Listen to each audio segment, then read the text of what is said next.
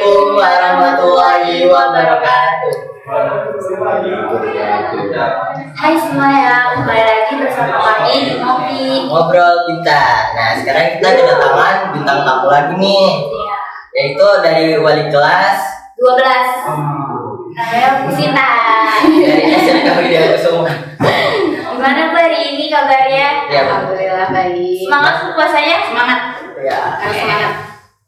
Nah, di sini kita mau nanya seputar pendidikan dasar ibu sampai yang tertinggi. Sampai di jam tertinggi.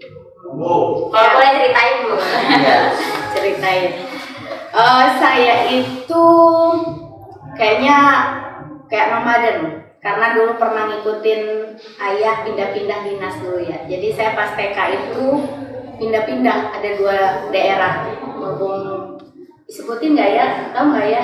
Boleh Saya siapa di daerah Sumatera Barat, karena dulu saya awalnya pernah di Bukit Tinggi, karena papa saya pindah dulu ke Payakumbuh, saya pindah lagi tuh. Terus papa saya dipindah ke Bukit Tinggi, saya pindah lagi. Jadi saya dulu TK sempat punya 2 daerah.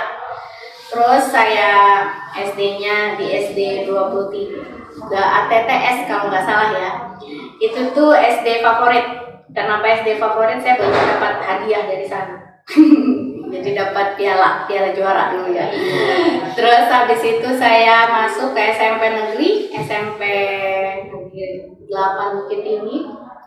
Nggak tahu nih orang yang nanti kalau ada yang satu alma mater sama kita ya. Nah, saya dulu di SMP 8 Bukit Tinggi, dan alhamdulillahnya SMA-nya itu di depannya. Jadi SMP 8 sama SMA 1 Bukit Tinggi itu seberang-seberang. Jadi saya di dekat satu wilayah tapi banyak sekolah, cuma pas itu SMP 8 sama SMA 1 itu seberangan. Nah, saya di sana SMA 1 Bukit Tinggi dulu.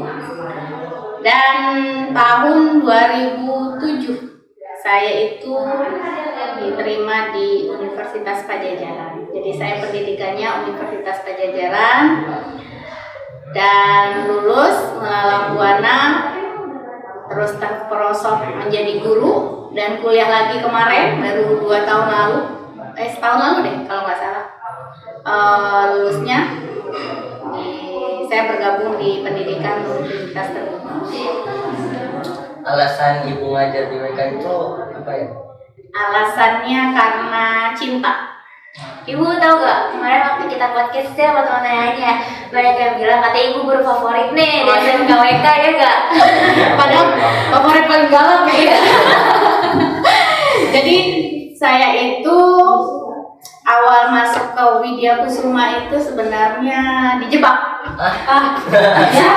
Dijebak sama ex kepala sekolah dulu. Jadi saya karena dulu beliau kenal saya sebagai wirausaha, jadi beliau bilang, kenapa sih lulusan 4 nggak kerja gitu kan?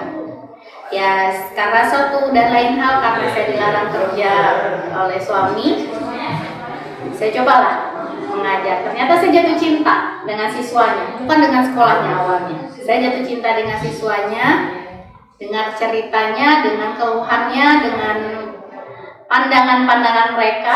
Jadi saya mulai kayaknya ada hal yang bisa saya bantu di sini. Itu awalnya saya ke Widya Kusuma itu.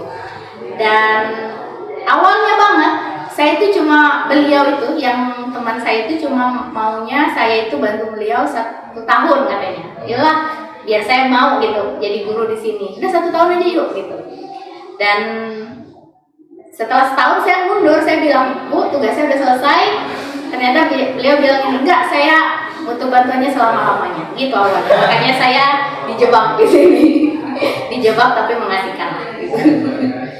Ibu di SMK Widya Kusuma ini ngajar di mapel apa ya? Kalau saya lebih ke wirausaha ya.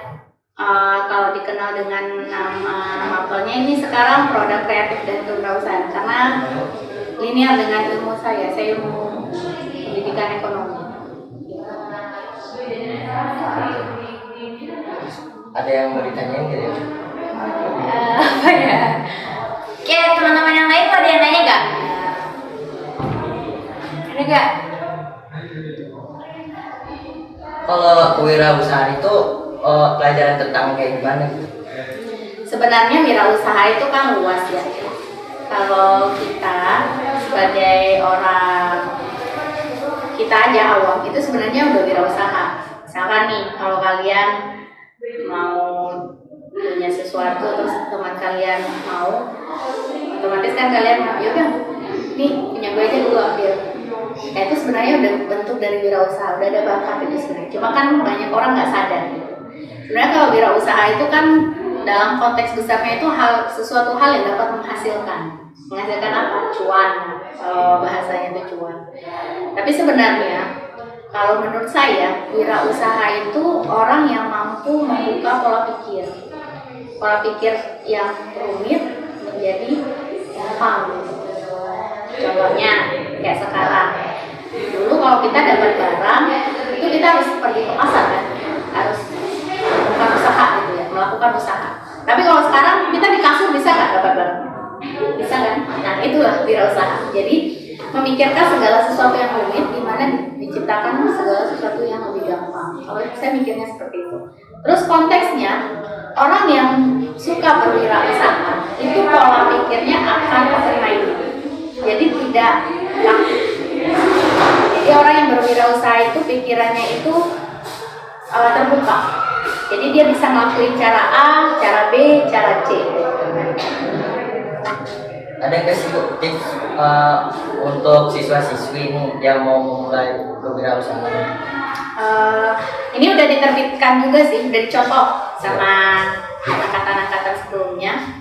Kalau saya memikirkan pola sederhana, wirausaha itu bisa dimulai dari hobi. Kayak saya nih, saya memulai wirausaha saya karena saya hobinya belanja gitu. Nah kalau saya belanja terus, berarti saya kan termasuk orang yang konsumtif ya. Yang saya belanjakan itu nggak akan semuanya saya pakai dan nggak akan semuanya saya gunakan. Jadi gimana caranya saya bisa belanja terus, tapi saya bisa dapat uang gitu. Nah cara salah satunya itu dagangan. Nah itu yang saya coba nih di hidup saya gitu. Nah makanya saya bilang kalau orang bilang Bu Sinta tuh jalan-jalan aja ya, bukan, saya bukan jalan-jalan. Saya cari orderan orang gitu ya. Cuma plusnya hobi saya terjalani, terus dompet saya terisi. Nah itu pengennya saya. Nah alhamdulillahnya terwujud gitu. Selama Ibu ngajar di WK, ada gak kendala-kendalanya gitu? Selama ngajar di WK, ada. Terkadang karena kalian itu dari siswanya dulu ya. Terkadang dari kaliannya itu karena terbiasa mungkin hidupnya manja atau di rumah gitu ya. Terus apa-apa tuh disediakan, terus tidak mau membuka diri lebih open lagi gitu.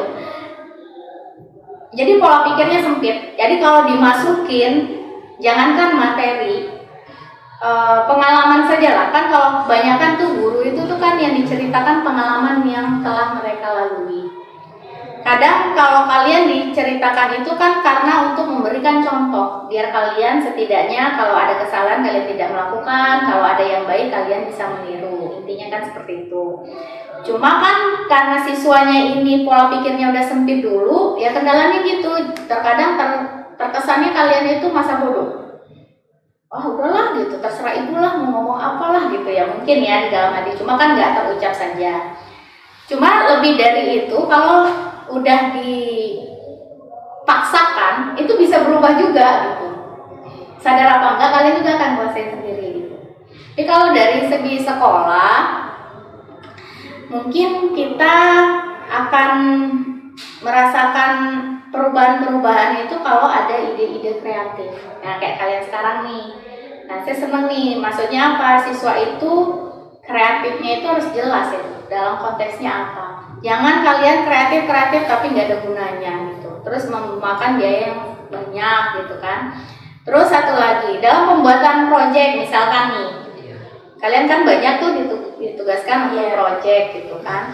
Mungkin seliweran kalau saya tahu gitu, saya kan orangnya suka komen ya. Karena kalau orang wirausaha itu yang dilihat pertama itu packaging. Jadi proyek itu selain manfaat, packagingnya seperti apa gitu.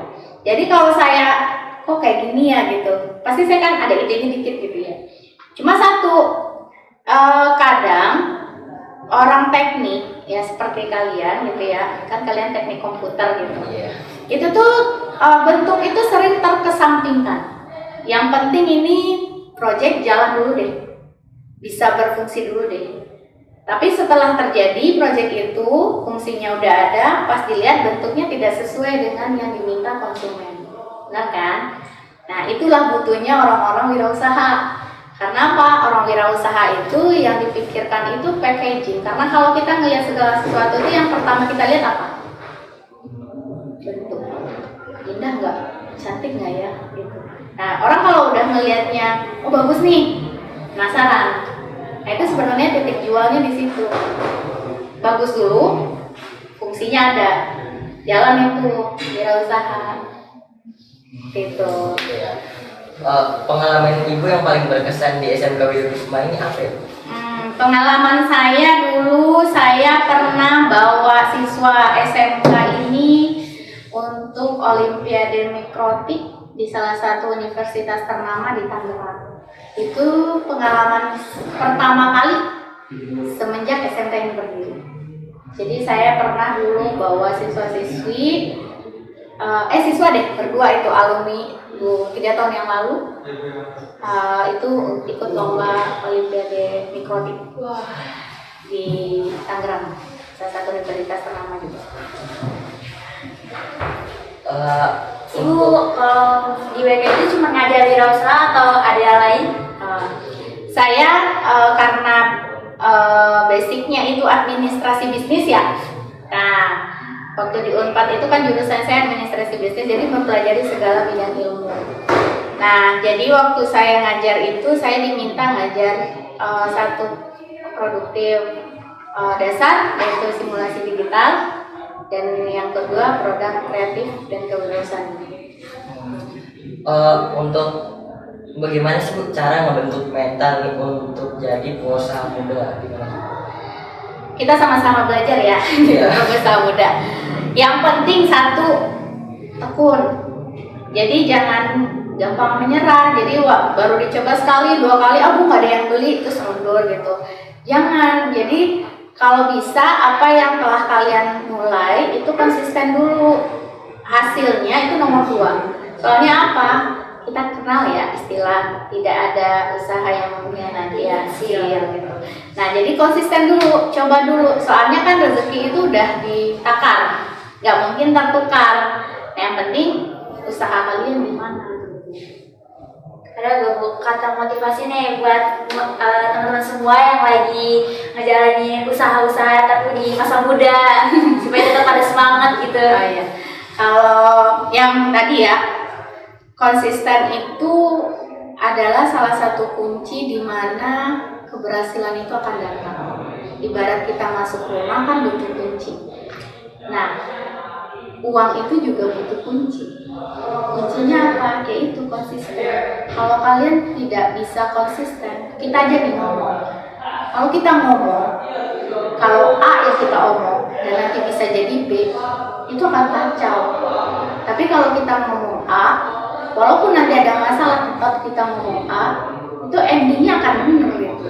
Tapi kalau kita ngomong A sekarang dan nanti bisa jadi B, bisa jadi C, kacau itu. Makanya konsisten itu udah konsisten. Makanya buat pengusaha-pengusaha muda atau yang mau mulai atau mau mikir nih, gimana sih cara berwirausaha itu? Satu, mulai dari hobi dulu, biar kita nggak bisa mengeluarkan banyak modal. Soalnya kan yang terbatas itu modal. Kalau hobi nggak terbatas, kalau modal itu terbatas. Kita keluarkan dulu dari hobi. Hobinya apa sih ini? Nah, terus kita bisa pilih. Nah, hobi kita ini mana yang bisa menghasilkan? Nah, kalau kita pikir, oh ini bisa menghasilkan ini, ya kita tinggal cari ini barang mau kita ciptakan sendiri, apa kita mau cari lewat dropship. Nah, jadi kalau udah dapat pemilihan-pemilihan seperti itu, tinggal konsisten, jalanin aja terus. Yang namanya orang dagang itu nggak akan selalu rame dan juga tidak akan selalu sepi. Pasti ada waktunya. Makanya kita kan sekarang menyerahkan pada waktu dan takdir ya. Ya, mudah-mudahan dengan konsisten itu bisa membuahkan hasil yang lebih baik. Lagi kalau sekarang saya lihat orang berwirausaha itu lebih gampang. Karena tidak harus menciptakan produk sendiri. Bisa menjadi dropship, ya kan? Ataupun kalian tidak usah mempunyai barang juga sendiri. Nah, makanya saya bilang nih buat kalian yang kaum milenial yang hobinya digital, nah ini masanya ini, masa untuk meraup rezeki sebanyak-banyaknya. Karena apa? Tidak ada batasan umur. Kalau di perusahaan kalian kerja kan harus ada batasan umur. Kalau di dunia digital enggak. Jadi kalau kalian mau mencoba berdagang di dunia digital, ini nih kesempatannya. Kalian punya akses e-commerce banyak, ya mulailah dari ini. Gak punya uang bu, ya buat ini, buat modal. Ada sistemnya afiliasi ya namanya ya kalau di Indo bisa gitu. Jadi sudah sekarang tuh udah enak, udah manja kalian dengan digital ini. Yes. Target ibu untuk SMK Widya Kusuma ke depannya gimana? Target saya dari dulu saya menjadi guru, target saya cuma satu. Saya pengen siswa-siswa saya mampu berdiri di kakinya sendiri dan mampu membuat pengaruh baik untuk kehidupan keluarganya dan orang lain. Keren banget. Ya, semoga doa saya dari dulu itu bisa terkabul ya sampai kapan-kapannya gitu. Dan kan siswa saya, dan alhamdulillah itu saya senangnya sekarang kalau lihat alumni SMK Widya Kusuma itu kalau yang datang itu udah ada yang kerja di A, di B, di C, dengan gaji yang lumayan tinggi gitu. Makanya saya bilang sekolah kecil itu tidak sekolah besar itu tidak menjamin untuk siswanya akan menjadi berhasil. Dan sekolah kecil itu mampu kok menunjukkan diri gimana siswanya bisa berprestasi di dunia kerja. Buktinya Widya Kusuma udah ada nyata kok. Kan ini kita masih baru nih Bu ya podcast. Kesan Ibu gimana Bu? Kesan saya kurangi groginya. Apalagi kalau ketemu saya gitu ya. Saya nggak tahu orang kalau ketemu saya kenapa grogi gitu ya. Padahal saya kan baik ya gitu. Terus saya maunya temanya lebih beragam lagi gitu. Tidak hanya masalah sekolah atau mungkin bisa nanti masalah ceritain dong guru-guru itu pengalaman dia sampai saat ini tuh seperti apa gitu. Kalau sekarang kan masih pendidikannya ya. Nah kalau ini soalnya apa? Setahu saya, kalau saya orangnya senang mendengar orang cerita. Karena apa? Terkadang pengalaman orang lain itu tuh pernah terjadi di hidup kita, tau gak sih?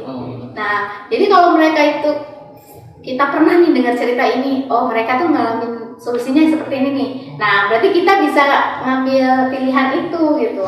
Makanya saya bilang lebih banyak deh nak dengerin pengalaman orang itu tuh akan lebih nambah ilmu. Dan musika pun asik ya kalau dari kita ya.